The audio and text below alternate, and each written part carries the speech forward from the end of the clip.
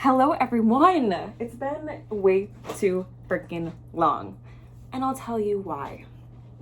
It all started back in 2022. Now, don't get me wrong, I know I've posted some videos since then, meaning between 2022 and 2023, but I'm not the person in which I started those beginning videos. That I'm not the person, or I wasn't the person, more so, during the time that's passed when I've made those videos. There we go, we are on a track now, sort of. I started making YouTube videos like very chaotically, like very expressively, like I wanted to say something, but I was like, do I even have the right to talk right now? Like, I don't think I do. Like, who am I? Like, why would anyone care? But there was something in me, like deep at the core. And I was told to make videos too when I was younger. And I did like it. I loved to talk. I loved to express. And yeah, so I would do it. And then I was just like, damn, I kind of feel weird about this. Like, did I even say anything of substance? Then I got to a point where I was like, nah, this is my thing. I want to do this. And I'm sure we've all felt that. Maybe you've experimented it with yourself, whether with content creation or even YouTube videos. And I did it. I remember going for a walk. I think it was after work.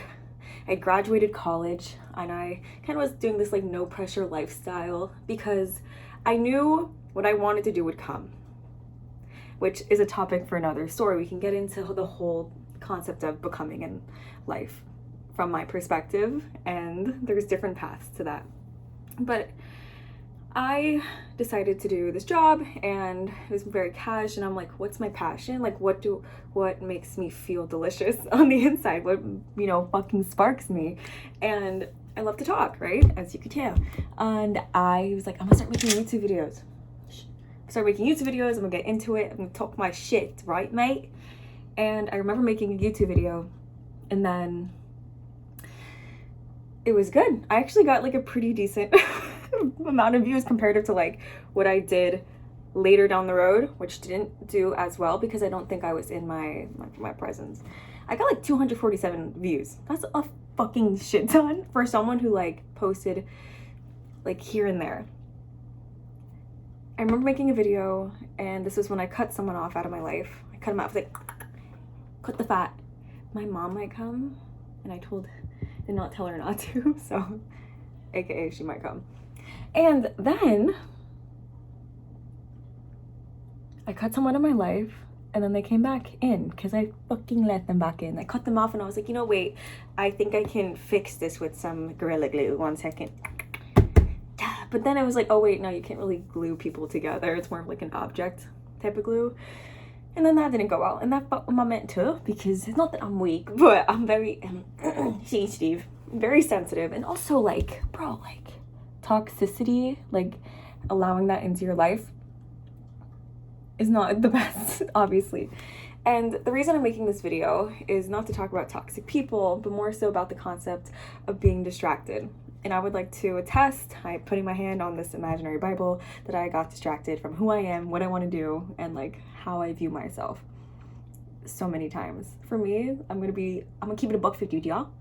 $1.50 with y'all, if you didn't know what I just said. And tell me if you struggle with this too. I struggle with like being distracted by like dudes. Like I just do. Like I'm a Capricorn. I don't know if that gives any context to the situation or the conversation, but I'm about that money. I want to go after it, and I hesitate because I wonder when I say go after that money, the concept that we see so much online is like, oh, you're too much in your masculine, if that's the case, you know what I mean? But it's like, hold the phone, hold it. If I wasn't about being driven and aspiring to something, and I was kind of more lackadaisical, then wouldn't that mean that I'd be relying on a dude for those things? And it's like, okay, that's a point, and it's a fair point. I mean, like, that's why men, women, whoever you like they like someone who, has something of their own to sustain. And the message of nowadays is for women to go after that. But then there's this other message about, how do you say, men not liking a woman that's like too much, too powerful. But I think that's outdated. I think that's an outdated statement. And I think it's a power move. So men can have this power. So women are more reliant on them. Not saying that women shouldn't, relax and have fun, like, and fucking working all day shit, 'cause, like, obviously, you know what I mean, like, but I think we all need play and to have fun. That was just a rant and comment on it. That's just like thoughts on the concept, on the topic. But I'm a very driven person. But that's another point. It's like I'm hardwired at the cellular level, biologically, to want to produce, aren't I? So it makes sense when a sexy dude comes my way. Baby, won't you come my way? I actually do sing that whenever I see a guy in passing, and it's so strange that they don't come after I sing that, because it's like I just put my heart and soul into that, you know what I mean? But like, whatever, like, I don't need men. But no, for real, like, think about it. When I see an attractive mate, I'm gonna be like, oh my god, pause the phone, let me come to me. I'm like summoning him, blood dripping from my nose. And the same thing for men, like they see an attractive lady, it's like, hello. I think we both get distracted, and like in the modern day we need to like become very self-sufficient and not be reliant on others. And this whole concept of like being codependent is negative. But then there's this also like healthy codependency when you are in such relationship. But also because in the modern day world, it's like there's so many options. So like you cannot rely on anyone, because I might be flirting with you, but then I got someone in the back burner, like you know what I mean? Like you almost can't trust people in a sense. But then there's amazing people out there. There are people who are like very driven and committed to finding someone and being very straightforward. Topics on topics on topics. But this topic, so I don't get distracted, is like the concept of being distracted. Like, what do you get distracted by? I also get distracted by like online media. Like, obviously I think we all do. That's why a lot of people delete it. That's what the benefits of deleting apps. And I think about when I was in high school, I was a straight A student. And I'm only saying that because I heard someone else say it, so like I'm gonna say it now. But I did pretty well in school. And I look back and I'm like, why am I struggling? Not per se, a little bit more with my grades, I'll admit. Do I not care as much? It's possible. But I spend a lot of time on the studiousness of my endeavors. I'm in school, I'm in grad school right now. That's the word. You're like, are you sure? And I'm like, I swear. But I look back and I'm like, I didn't have the gram. I wasn't scrolling on the gram late at night. I wasn't on YouTube scrolling on YouTube. It's when I got into university for my undergraduate degree where YouTube surfaced to me. And I was like, wow, I love watching you. It's like, okay, so like there was also TV, watching episodes, the season, Netflix, like entertainment was already a thing. But it's like, what's the difference now with social media? Right? And please bring in your comments, because I only know so much, which is very slim. But it's like, okay, yeah, like something's changed, especially with our attention span. So because of social media, our attention span, I mean, according to the study and the research, is that our attention span is shorter. You know what I mean? I find myself watching a movie halfway and being like, all right, watch the rest later. Sorry if my accents are too much. Tell me to stop, bro. It's a problem, actually. My friends call me out on it all the time. So these are two spectrums of distractions, and there's so many more distractions. Please share yours with me. These are my big distractions. And it's bad. I commend people who can focus. I really do. Not that I can't, but I think being distracted is quite possibly the worst thing ever. So how do you overcome that? Let's talk about it. If I'm reflecting now, I didn't read a book or anything. I didn't write any notes, but it's like, I think it's so important to like sit with yourself and ask yourself, what do you want out of life? I would like to be married one day, have a kid, for sure. But what do I want out of life? What do I want my day to day to look like? What drives me? And I know a lot of people are tapped into that, and I commend you. I know a lot of friends who just live their lives to the fullest. They do their thing. I don't party. And it's like, oh damn, this girl loser. Bye. But I really don't. I'm very like, I'm not like money. Like, I'm not per se like Mr. Krabs himself, but I definitely have some like DNA of the Krabs in me, not down there, in my blood, which that's not good. I would not share that ever again. You can block me, but it's like for real. And I'm very just like studious, like I'm very productive, and it's like that's good. That's a good thing. It's like yes, but am I happy? Ooh, no, that's the question. Why aren't I happy? Am I doing what I want to do? Why aren't I doing what I want to do? You really have to ask yourself these questions, you know? And so, are you doing what you want to do? Are you happy? If you're not, why not, you know? Do your days fulfill you? If not, why not?